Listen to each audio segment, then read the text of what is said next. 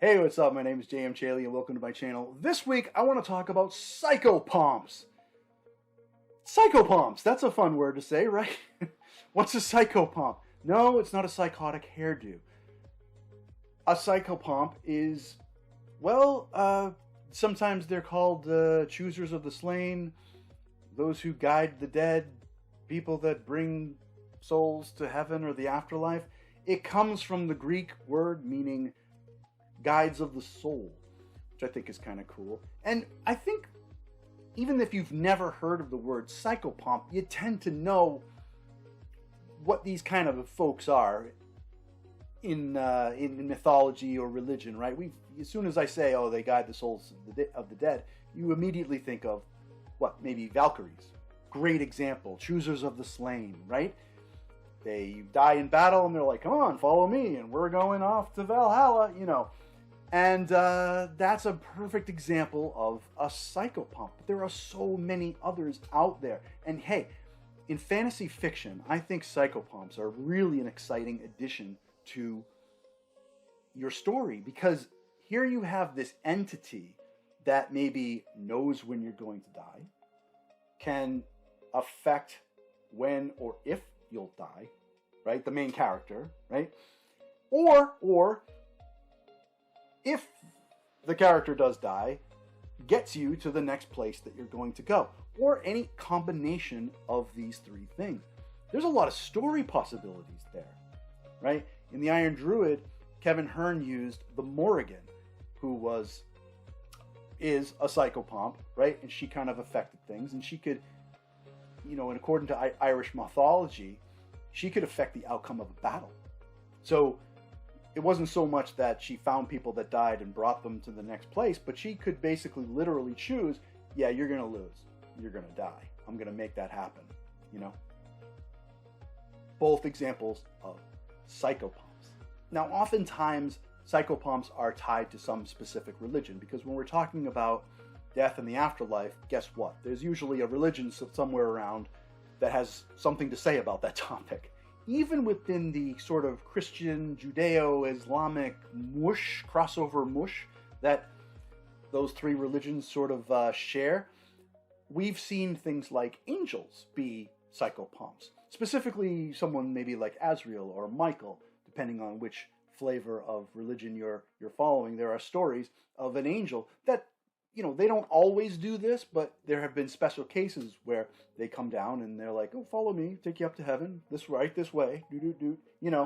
and I don't know that they necessarily pump their arms and do a little song, like I just did, but they probably did. We don't know. So they go up to heaven and off you go, and hey, congratulations, Azrael, you're now a psychopomp. Some sources, and I've read a couple of sources that said that Jesus Christ was, in the Christian religion, a psychopomp. And okay, I can see where maybe someone might get that idea, because he sort of said, the only way to heaven is through me. But that meant that you had to worship him to get to heaven. It wasn't that he was going to choose when you died or show you how to get to heaven. He was just kind of saying, hey, you worship me, you go to heaven. That's kind of true of any deity or any religion, right? You gotta follow these rules to get in, right? And well, this is the Christian rule. Doesn't make Jesus a psychopomp. So I kind of disagree with some of the material that might be out there that come across that said, oh yeah, Jesus was a psychopomp. I don't think he was. But you know who is in the Christian religion is St. Peter. The guy at the pearly gates, right? With the book, he's like, oh, let me see if you didn't do this thing, right? And he decides if you're going to get in or out. He's guiding a soul, one way or the other, right? And he ultimately decides where you're going to go. That makes St. Peter at the pearly gates a psychopomp. Fun. But we're talking about a lot of mythology too, right? So I mentioned earlier that the word psychopomp comes from the Greek guides of souls, right? Or guide of souls. So who was the psychopomp among the Greeks? I mean, there's a pretty clear one. You could argue that the Fates maybe were psychopomps because they could kind of snip and kill somebody and change someone's fate, but they're not really guiding souls. They can just maybe kill someone and decide when you're going to die. They're not really escorting you to the afterlife. The Fates have nothing to do with the afterlife. So when you start thinking about the afterlife and the land of the dead, you think of Hades. Hades is not a psychopomp. He's just the god of the underworld. He's the god of the dead, not a psychopomp. He has dominion over the place where all the souls are, but he doesn't help them get there. That job falls on his boatman, Charon. Charon, the ferryman who takes you across the river Styx and ferries souls to the underworld, is a psychopomp. The guy with the right, and you go on the boat, psychopomp all the way. The Greeks had one, that's him. The ancient Egyptians, in their religion, their pantheon of gods, also had a psychopomp. And no, it's not Osiris. Osiris is their god of the dead, just like Hades was to the Greeks. Their psychopomp was Anubis, the jackal-headed, right? He would weigh your soul and determine if you were worth going up to heaven. And it was his job to determine your destination. So he was kind of like their St. Peter, except a lot more terrifying. So we talked about fantasy fiction and using psychopomps. You know, if you're writing an urban fantasy or some kind of historical fiction or something like that with some fantasy involved on Earth, and you want to incorporate this sort of thing into your story, there's so much. There's a wealth of information. If you're doing something like high fantasy, where it's not Earth, it's some other, you know, land or whatever, like your own, you know, Middle Earth or whatever, and you're bringing your own fantasy fiction to your own world, you can make up your own psychopomp and your own gods and things like that. Who among your gods in your fantasy world would make a good psychopomp? You know, that's a good thought exercise to have, even if they're in the background, not really affecting the main character directly. Maybe that's something that could be taken into consideration on the sidelines somehow.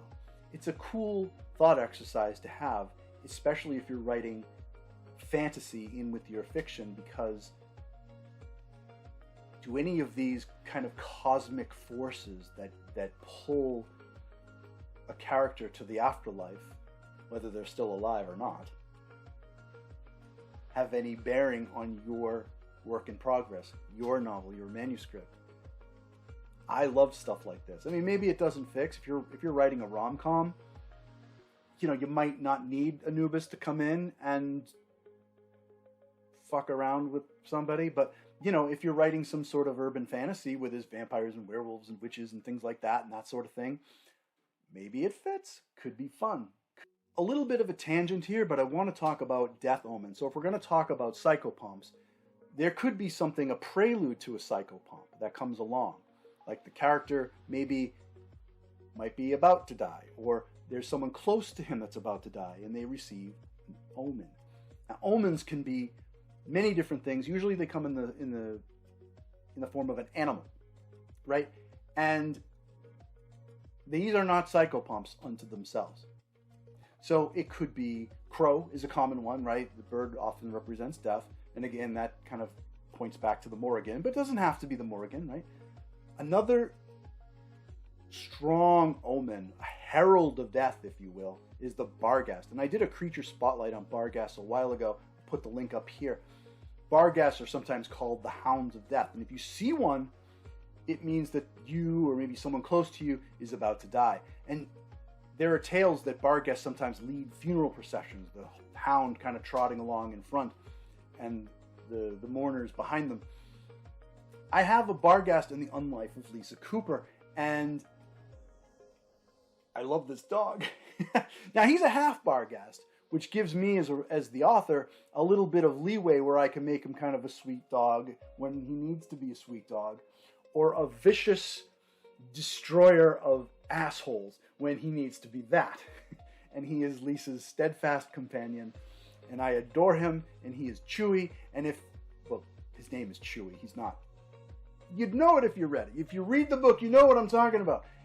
Chewie and Lisa are best buds, and he is the awesome dog that I talk about when I tell you that there's a sweet dog in The Unlife of Lisa Cooper. And yes, he's very sweet, but he can also be a destructive force when he needs to be, and that's what makes Chewie awesome. And he is a Barghast, technically an omen of death, but he is quite sweet when he needs to be. So check out The Unlife of Lisa Cooper if you want to learn more about that and how cool this sweet little doggo is. But that's Psychopomps. That is Psychopomps. Very cool. A wonderful addition to a religion, whether it's made up or not. And an interesting story device if it fits in your fantasy fiction. It's just something to mull over. Alright, so that about wraps it up. If you like this video, please give it a like. And as always, please subscribe. I post most Thursdays. And you can follow me on social media. I'm on most platforms. All the links are in the description. I'm most active on Facebook these days and Blue Sky. I'm on Threads and X. As always, thanks for watching, and I'll see you next time.